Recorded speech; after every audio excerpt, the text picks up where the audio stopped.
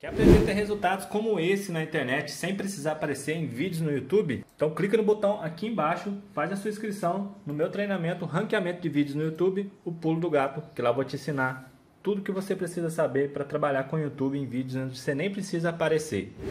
E no vídeo de hoje do canal aí mais sobre São Paulo, Edna, instituição, mídia pegando pesado no tricolor. Então vamos dar uma olhada aí nas análises e opiniões e vambora pro vídeo.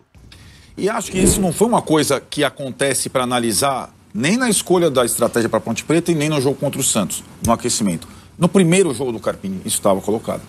Quando ele, contra o Santo André, Morumbi encharcado, primeiro jogo da temporada, demora uma eternidade para fazer a primeira troca, demora para trocar o Lucas, o principal jogador, e o Lucas sente. Eu falei, opa, aí tem uma questão que se ele não souber resolver e se adaptar ao que é o São Paulo a temporada, vai custar caro. E assim foi sendo.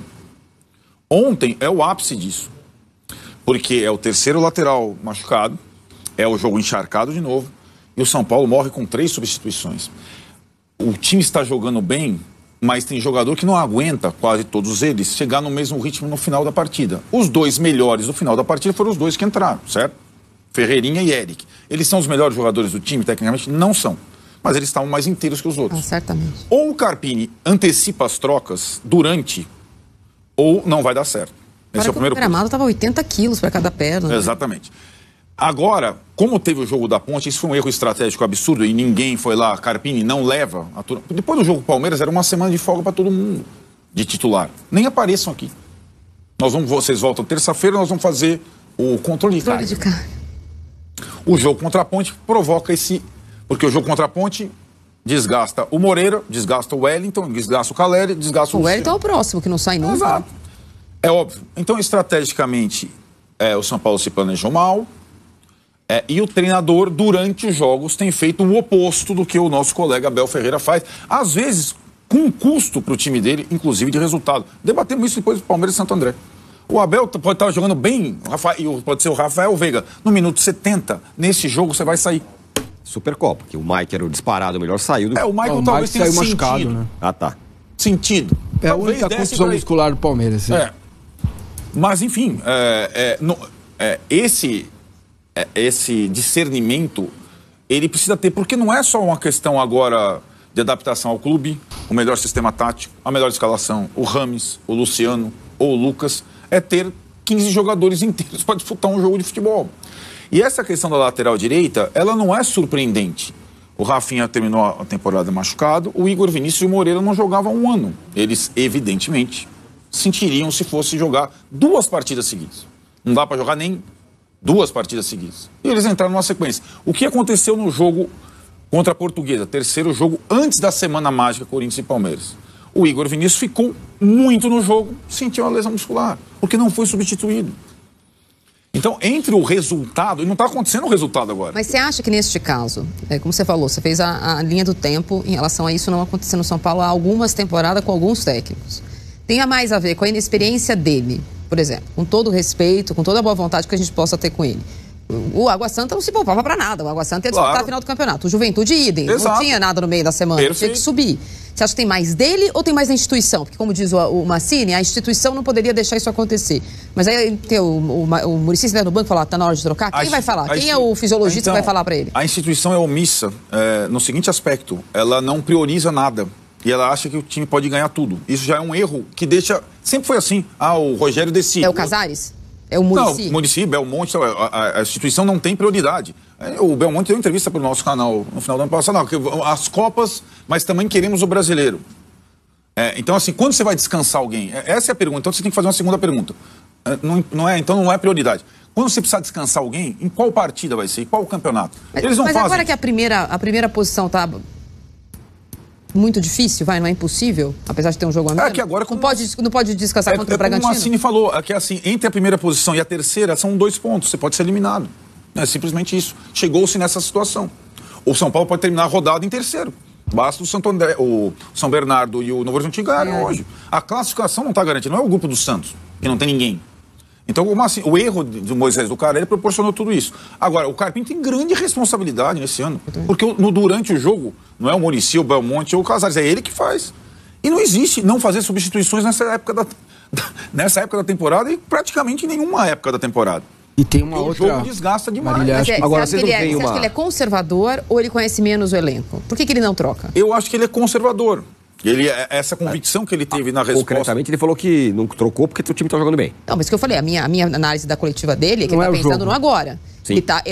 Olha, veja, um grande elogio que eu estou fazendo. Ele está sendo resultadista a ponto de prejudicar o planejamento. Mas eu entendo que para ele, e é humanamente razoável, que no currículo dele ganhar clássico, ganhar um outro clássico, teria peso 2. Então ele está preocupado com o resultado do jogo. Porque quando ele diz que o Otero procura o contato com o Wellington, para mim o lance passa a não ser discutível. Mas como a gente está no futebol brasileiro, eu entendo perfeitamente o Simon. Como aqui, se de repente alguém soprar o jogador adversário, ele cai na área e um dia vai ser pênalti, se marca tudo. Isso é um pênalti de ar-condicionado. É o ultra, né, o pênalti. Mas faz parte do futebol. O futebol de ar-condicionado, não. De ar-condicionado. O Wellington não estava no ar-condicionado quando a perna direita pegou ali o Otero, como mostrou aqui o Breler. Então, eu queria fazer não estava no ar-condicionado ali, não. Você não gostou do pênalti de ar-condicionado? É difícil bancar o advogado do Wellington por várias razões nesse momento da vida do Wellington, né? Inclusive, ele foi imprudente. Só que imprudente não quer dizer que você cometeu um crime, né? Ou cometeu um pênalti. A análise do Simão, para variar, né? Didática, exemplar, muito parecida com a análise do Gaciba. Então nós temos dois grandes especialistas. O também falou que não foi pênalti. Grandes especialistas de arbitragem fazem uma leitura muito similar, muito parecida desse lance que é polêmico. Né? Então, a gente falava em equilíbrio, né, antes do jogo, de um jogo travado, como tem sido os clássicos aqui em São Paulo. Daqui a pouco a gente vai falar do Carioca, que é o contrário, acho que o jogo lá é mais solto. Aberto, né? Mas assim, chama muito atenção a capacidade, principalmente do Carille, né, de planejar esse tipo de jogo grande, né? Ele, no Corinthians ele já era um cara que às vezes até com um time mais limitado, um time abaixo tecnicamente, com menos investimento, ele sempre bateu de frente contra o Palmeiras, contra os seus rivais, e vai levando isso pro Santos, porque assim, mesmo o clássico que o Santos não ganhou contra o Palmeiras, foi ali, foi no limite, ajustado, competindo, sabe, pedra no sapato mesmo, e tem sido a cara desse time.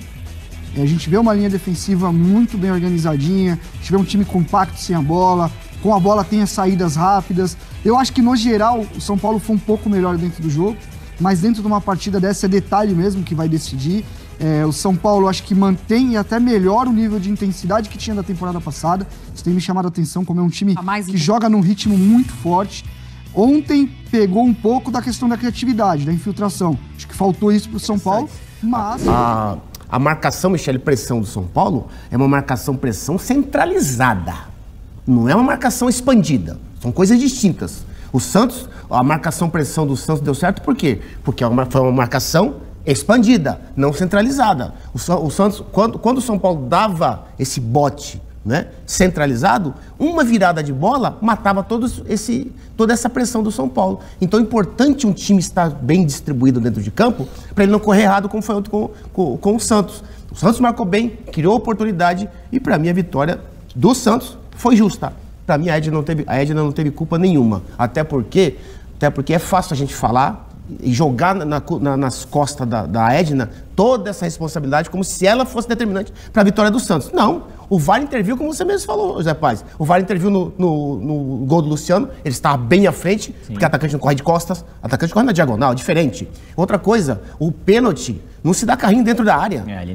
Até porque o Arboleda estava na bola. Por que você vai dar carrinho sendo que o seu companheiro está na cobertura? Não precisava, até porque a bola estava indo, Zé, para a linha de fundo. Isso. Ele não estava na direção do gol. Então são detalhes que determinam uma vitória e uma derrota no clássico. E foi o que aconteceu. O São Paulo ontem foi incompetente, não conseguiu fazer os gols necessários para conseguir pelo menos um empate. E o Santos, Michele, de novo, a segunda vitória consecutiva em clássico. E aí eu pergunto o seguinte... Então, pessoal, eu acho que quanto à questão da instituição ser omissa e tal, eu acho que de vez em quando falta uma pressãozinha assim, entendeu?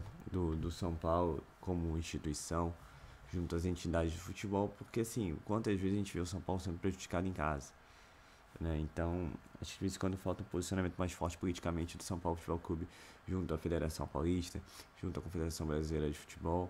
O Santos fez o escarcer e deu no que deu. Em relação à jogada do pênalti, Eu acho que é discutível, mas o cara vai caindo, né? Agora, mas o Ayrton também chega dando carrinho desnecessário, porque o Arboleda ia chegar na bola também. Então, assim, cara, agora foi. Deu-se, né? Acabou. Acho que foi o que o Santos conseguiu criar. Discordo do Miguel, acho que tudo bem, o Santos posicionou bem defensivamente, que é o que o cara sabe fazer, mas ofensivamente quase que não criou. Entendeu? E achou esse pênalti. E entrou, na verdade, no Morumbi para empatar e saiu com a vitória. Ponto. Né? Agora, falando do Carpini, eu dou razão aí ao Arnaldo, né? Eu acho que tem que começar a rever esse plano aí de rodar mais o elenco, porque, cara, já estamos cheios de gente machucada, meu. Entendeu? E aí, assim, se ele tivesse ido com o reserva com a Ponte perdido e ido com o titular com o Santos perdido, a pressão não seria tão grande quanto agora. Entendo também que é resultadista, acho importante ser resultadista, mas tem que rodar o elenco e tem elenco para rodar. Entendeu? Agora, tem que vir alguém a público que eu sei que não virá e falar dessas lesões, cara. São anos assim. Crespo, Rogério e Dorival e agora Carpini. 4 técnicos. E não muda. São Paulo continua com o departamento médico cheio. Aí é complicado, né? Ainda mais que a gente tá falando que o São Paulo está jogando o Campeonato Paulista. Ah, mas o Carpini forçou a equipe. Tudo bem, mas mesmo assim, cara. Mesmo assim, sei lá. Bom, é isso. O São Paulo não está na crise nem no turbulhão, porque acabou de ser campeão da Supercopa do Brasil. Mas agora, como campeão da Copa do Brasil, da Supercopa, existe uma pressão diferente, né? E agora cabe o Carpini saber trabalhar com ela. Veremos o time que será escalado amanhã, né? Com certeza o Morumbi vai estar lotado como sempre. A marca histórica de 2023 e no início de 2024 já está sendo batida. Meu amigo. A torcida de São Paulo não é mole, não. E vamos ver. O Bragantino com foco na pré-Libertadores não deverá ir com o time todo titular. Então São Paulo tem que aproveitar aí para pontuar. Vide que o grupo de São Paulo é duríssimo, né? Então, é isso, gente. Simples assim. Concordo com as críticas que foram feitas pelo Bini, pelo Arnaldo, pelo Miguel, mais ou menos. Acho que, bom, não vejo o Santos ter feito um jogo melhor que o São Paulo. Mas, assim, é respeito, né? Fazer o que cada um tem a sua opinião. O canal traz o máximo de opiniões possíveis. Tem gente que gosta, tem gente que não gosta. Mas opiniões adversas fazem parte. Então é isso, pessoal. Eu sou Marcelo Mazorra do canal Mazorra SPFC. E se você quer ficar ligado nas últimas, nas notícias, nas novidades do São Paulo Futebol Clube, não deixe de se inscrever no canal, ativar o sininho para notificações e se puder nesse vídeo, como eu sempre peço, deixa aqui likezão, tá ok? Saudações e cores, uma ótima sexta-feira a todos e valeu! Aí pessoal, eu tô aqui com a minha conta da Monetize aberta, tá? O gráfico de venda. Tô aqui também com a minha conta da Hotmart aberta. Vou dar atualizado aqui para você ver. Clicar aqui no dia 1º de abril ou dia 28 de abril. Vou clicar em aplicar e também em filtrar. Veja que dá para fazer muita coisa, né? Se você aplicar técnicas de YouTube, tá? Esses vídeos do YouTube, a maioria deles eu nem apareço e dá para ter um resultado legal. Nos últimos 28 dias, esse aqui é o meu saldo que eu ainda não fiz saque. Então eu vou deixar o link embaixo agora do meu treinamento, onde eu estou ensinando muitas pessoas a conseguirem iniciar nesse mercado em vídeos no YouTube sem precisar aparecer, tá bom? Passa lá, faz a sua inscrição. Eu te espero lá na área de membros. Valeu!